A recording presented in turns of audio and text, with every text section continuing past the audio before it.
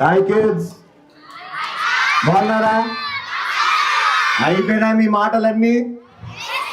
బిస్కెట్లు బాగున్నాయా బాగాలేవా? తప్పు చేశానేమో మీటింగ్ మధ్యలో ఇచ్చి నేను. అందరి కళ్ళు దానిపైనే ఉన్నాయి. మీ ప్రిన్సిపల్ సార్ చెప్పిందే మీరేమో అంత దానిపైన. ఎలా ఉన్నారు మీరంతా? బాగుందా? స్కూల్ బాగుంటుందా మీకు? కొత్తగా ఎంతమంది వచ్చారు ఈ స్కూల్కి? చేతులు ఎత్తండి. కొత్తగా వచ్చిన వాళ్ళు మీరంతా కొత్త వాళ్ళు. ఇంతమంది కొత్త వాళ్ళు ఈ స్కూల్లో. మళ్ళా పాత స్కూల్ బాగుందా, ఈ స్కూల్ బాగుందా మీకు? ఇప్పుడు తిరిగి వచ్చా మీ స్కూల్ కూడా. నాకు కూడా నచ్చింది మీ స్కూలు. మీ టాయిలెట్స్ నీట్గా పెట్టుకున్నారు. మీ ఆయాలు కానీ మీ టీచర్లు కానీ ఎవరైతే దాన్ని చూసుకుంటున్నారో నిజంగా ప్రత్యేకంగా ధన్యవాదాలు వాళ్ళందరికీ.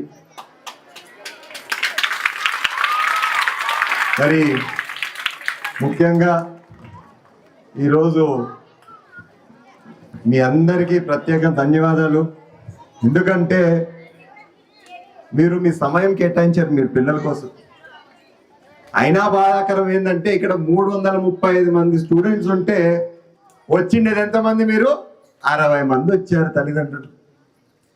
చాలు, తొందరలో వచ్చేదారికి ఖచ్చితంగా ఎక్కుతారు. మిమ్మల్ని కూడా నేను ఏమడుగుతున్నానంటే మరొక్కసారి ఫోన్ చేస్తూ ఉండండి. ఈ పేరెంట్స్ టీచర్స్ కూర్చోండి, మీరు పేరెంట్స్ టీచర్స్ మీటింగ్ ఉన్న రోజు ఖచ్చితంగా ఏమనుకోకుండా వాళ్ళు ఎంటబడండి. నేను ముఖ్యంగా ఎందుకు చెప్తున్నానంటే కేవలం ఒక టీచర్దే కాదు బాధ్యత. ఏదో బడికి పంపించేసినామా అయిపోయిందా, మనం పని చేసుకుందామా, పనికి పోదామా కాదు. కావాల్సింది రేపు వాళ్ళ భవిష్యత్తు బాగుండాలంటే ఖచ్చితంగా ఒక టీచరే కాదు, ఒక పేరెంట్ తల్లిదండ్రులు కూడా ముఖ్య పాత్ర వహిస్తారు. వాళ్ళు 24 గంటల్లో దాదాపు 8 గంటలు స్కూల్లో ఉన్నా కూడా మిగతా టైం అంతా మీతోనే ఉండేది. కేవలం చదువే కాదు మనకు ముఖ్యం. మీరు ఎప్పుడైతే స్కూల్కి వస్తారో ఏమ్మా చెప్పండి, మీరు స్కూల్కి ఎందుకు వచ్చినారు ఈరోజు? అసలుకి మీరు కాదులే, నేను అమ్మా నాన్నని అడుగుతున్నా. ఏమ్మా చెప్పండి, ఎందుకు వచ్చినారు మీరు స్కూల్కి ఈరోజు? పిల్లలు చదువుకుంటున్నారా లేదా అదొక్కదానికోసమే వచ్చినావా? కూర్చోమ్మా. లేదండి దయచేసి లేదమ్మా, కూర్చోండి మీరు అందరు దయచేసి చెప్పమ్మా. బ్రహ్మాండంగా చెప్పినావు, చెప్పు. మీ కూతురుందా ఇక్కడ? కూతురా కొడుకా? ఏమ్మా కరెంటు పోయిందా? కరెంటు పోయిందా? నేను మాట్లాడుతానే కరెంటు పోయింది. మీ పిల్లలు ఉన్నారా ఇడా? ఉన్నారా? అందరు ఉన్నారా ఇడా? మళ్ళా కట్ చేసినారా నేను మాట్లాడుతున్నానని? ఏంబా ఇప్పుడు పని చేస్తుంది. కూర్చోమ్మా. అదే మళ్ళా పని చేయట్లేదు. పర్లేదులే, పని చేయకపోయినా పర్లే. వినిపిస్తుంది కదమ్మా నేను మాట్లాడేది? పిల్లలు కేవలం చదువు ఒకటే అయితే మీరంతా ఇంత దూరం రాక్కర్లా. మీరు వచ్చేది మీ పిల్లోళ్ళు ఏ విధంగా ప్రవర్తిస్తున్నారు, ఏం చేస్తున్నారు, బడికి వచ్చి వాడు చదువుతున్నాడా లేకపోతే రోజంతా క్లాస్ రూమ్ బయట కూర్చుంటున్నాడా, స్నేహితుల్ని చేసుకుంటున్నాడా లేకపోతే ఎప్పుడు ఒకడే ఉంటున్నాడా, ఏంది మీ పిల్లల పరిస్థితి?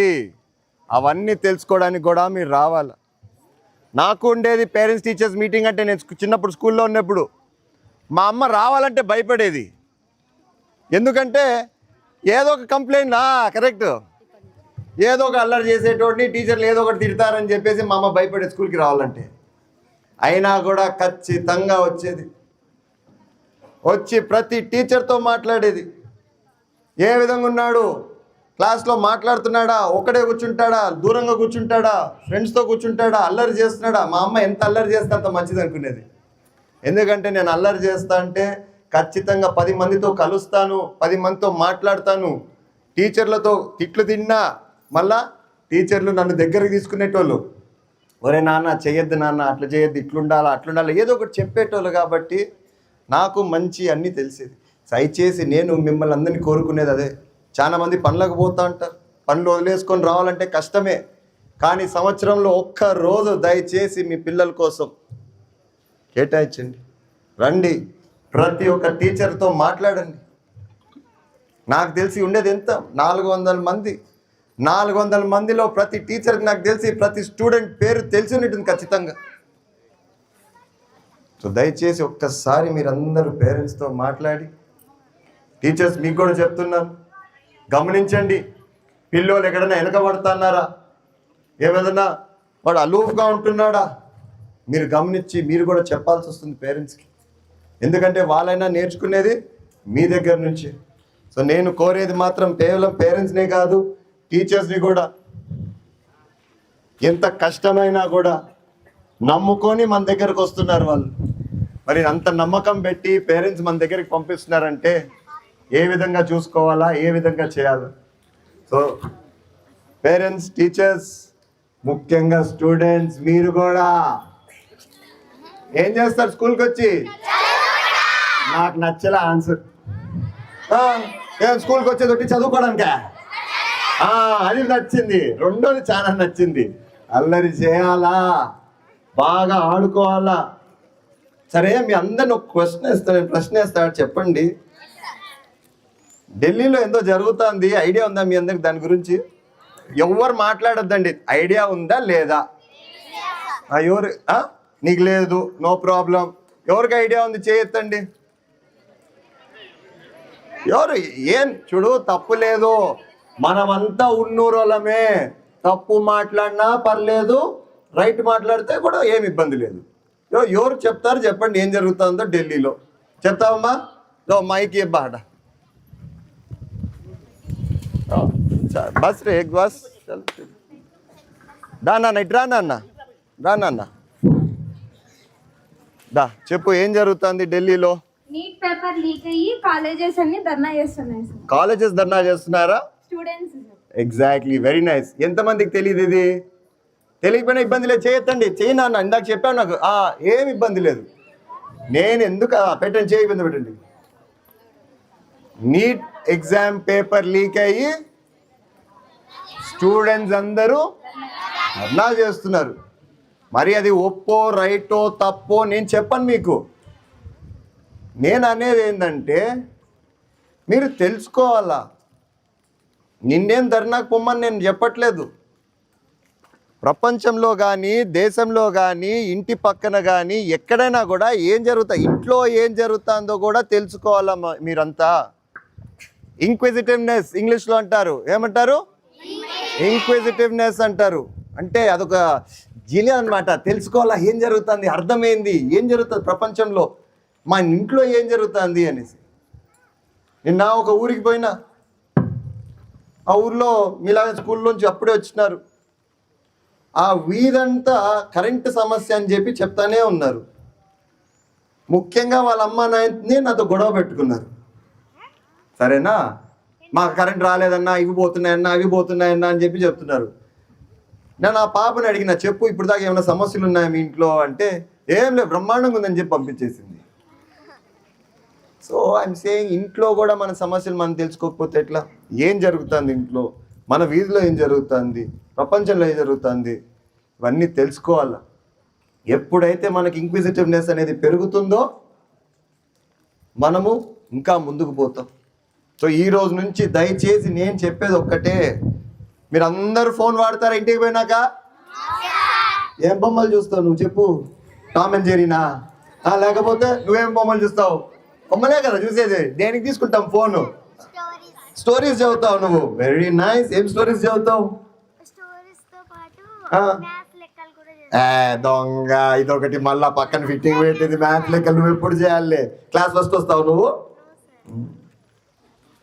సో ఇంక్విజిటివ్నెస్ అని పెంచుకోండి.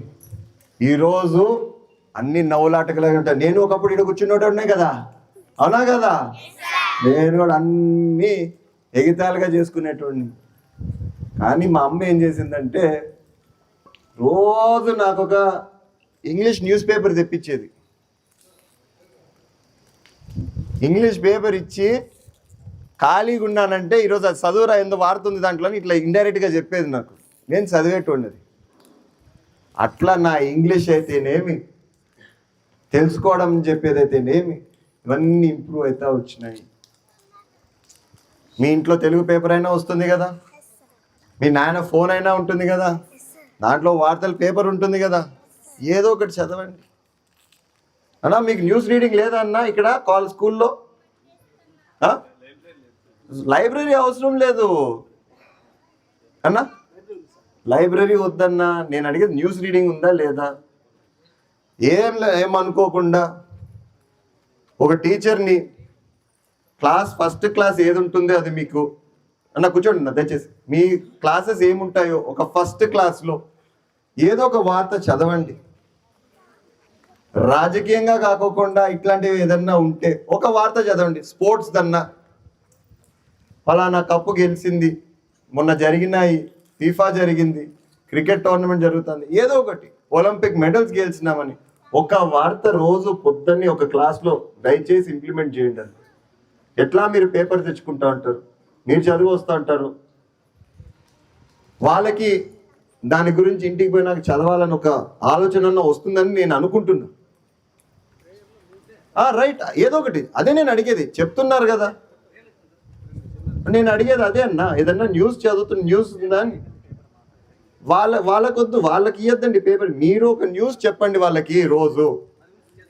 చేస్తున్నారు కదా, చాలు, అదే అదే మోర్ దెన్ ఇనఫ్. మళ్ళీ ఈ నీటిది మీరు చెప్పి నిండాలా.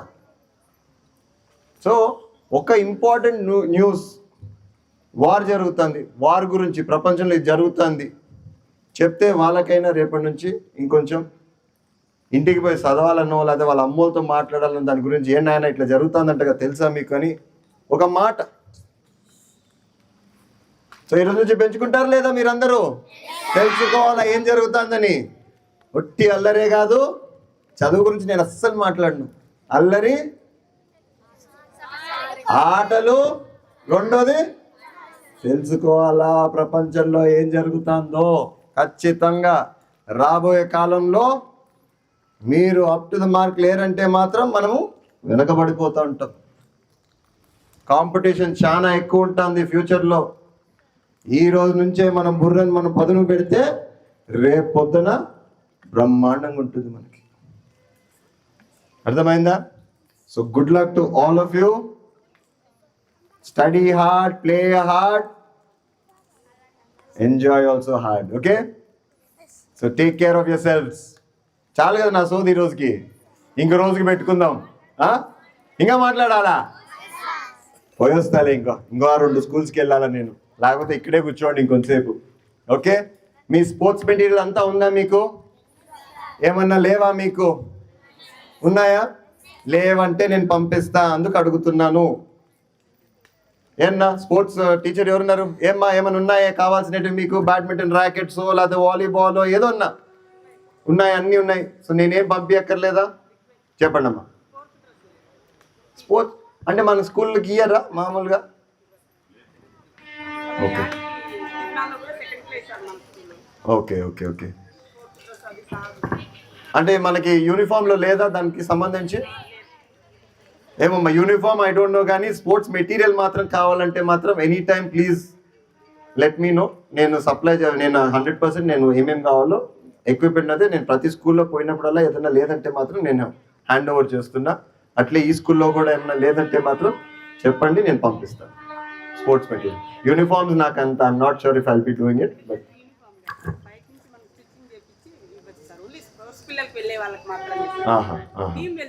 అవును అవును ఓకే ఓకే ఓకే ఓకే డన్లే, నేను provide you with that, provide చేస్తాను.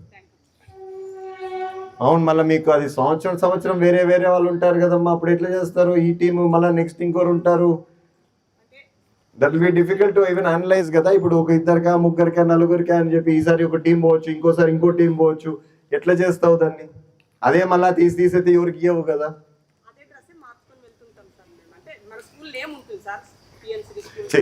స్పోర్ట్స్ డ్రెస్ పంపించడం పెద్ద పని కాదు నాకు, కానీ నేను అనేది ఏంటంటే ఈరోజు ఫర్ ఎగ్జాంపుల్ ఈ ఆడపిల్లలు దేనికన్నా పోతారు, మన గ్రిక్స్కి పోతారు, మళ్ళీ నెక్స్ట్ వేరే పిల్లలు వేరే దానికి పోతారు, మళ్ళీ వాళ్ళకి యాడ గుర్తిస్తావు? అది నేను అడిగేది. అట్లనా?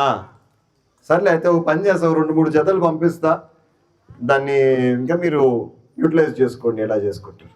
Right right. ఏమో కాదు, don't clap for all that, don't clap for all that, that is but normal, చేయాల్సిందేదే. సో స్పోర్ట్స్ అయితే ఆడిపించండి. చూసా మీ గ్రౌండ్స్ కూడా చాలా బాగున్నాయి, మెయింటైన్ చేస్తున్నారు. ఒక చిన్న ఏంటంటే నేను టాయిలెట్స్ దాకా పోయాను, టాయిలెట్స్ కూడా చాలా నీట్గా పెట్టారు మీరంతా. బుషెస్ ఎక్కువ పెరిగిపోయినాయి, పాములు వస్తాయేమో నా భయం, అంతే తప్ప ఇంకేం లేదు. అదర్వైజ్ చాలా నీట్గా ఉంది మీ స్కూల్, బాగా పెట్టుకున్నారు. క్లాస్ రూమ్స్ కూడా విజిట్ చేశా, బ్యాగ్స్ గీస్ కూడా ఏడంటే పడేయలేదు మీరు.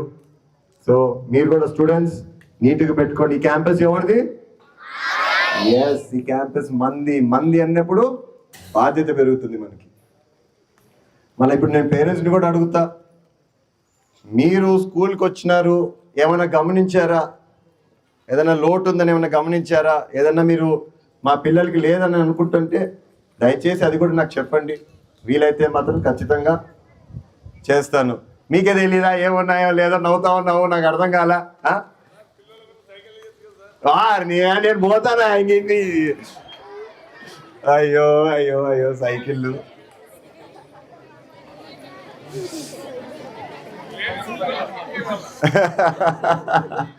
అది కాదులే అయ్యా, కష్టంలే, కానీ అంతమందికి ఇవ్వాలంటే చూద్దాం. ఏమన్నా ప్రభుత్వం స్కీమ్ ఏమన్నా వస్తే ఖచ్చితంగా ప్రయత్నం చేద్దాం. ఓ మాట కూడా రేపు చెప్తాను, మేము ఎట్లా మా అసెంబ్లీ అప్పుడు కలుస్తాం కదా, ఓ మాట అని చూస్తా. అది ఏమన్నా మనకి అయ్యిందంటే అయ్యిందంటే మంచిదే, మనం సంతోషిద్దాం.